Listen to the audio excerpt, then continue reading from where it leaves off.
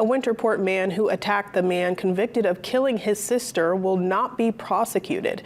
District Attorney Megan Maloney tells TV5 that she will not be pursuing charges against 35-year-old Clifford Warren as he was, quote, experiencing an extreme emotional response, and there was no injury to Jason Serval. Warren was there in court on April 12th for the sentencing. Serval was given 45 years in prison for the murder of Warren's sister, 20-year-old Alice Abbott. After the judge handed down the sentence, a brawl broke out. Serval was arrested in July of 22 after police discovered Abbott's body when they responded to a call from a man reporting an assault on Canaan Road on the morning of July 16th.